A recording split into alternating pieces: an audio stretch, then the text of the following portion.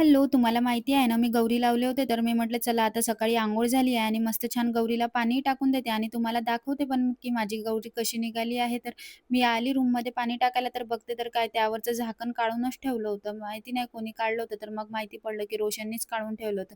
त्यामुळे ती पिवळी न होता हिरवीच झाली आणि मला खरंच सांगाल कोणीतरी, जर आता ती झाकून ठेवली तर पिवळी होईल का? मी त्याला जाब विचारला आणि म्हटलं की "तू त्यावरचं झाकलेलं का बरं काढलं?" तर तो बोलला की "ते बरोबर नव्हती निघत म्हणून मी काढून टाकलं." मी बोलले, की "असं नसते यार, ते नव्हतं काढायला पाहिजे तू." मग म्हटलं, की "जाऊ दे आता काय म्हणू शकते त्याला." मी काहीच नाही बोलले, कारण अजून भांडण होऊन जाईल असं मला वाटलं आणि मग म्हटलं चला आता काहीतरी नाश्त्याला बनवूया, कारण भूक खूप लागून गेली होती आणि नाश्ता पण नव्हता झाला. तर म्हटलं आता चला खूप दिवस झाले उपमा खाल्लाच नव्हता, तर म्हटलं व्हेजीसचा छान उपमा बनवूया.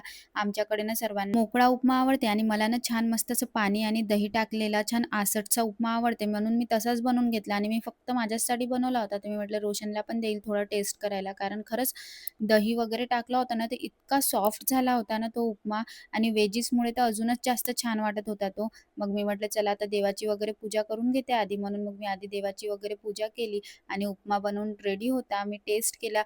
खरंच खूप अप्रतिम झाला होता आणि मी ते पण खूप दिवसानंतर खात होती ना, म्हणून मला अजून जास्त छान वाटत होतं. तर अशा होत्या आजच्या काही घडामोडी. भेटूया नेक्स्ट व्लॉगमध्ये.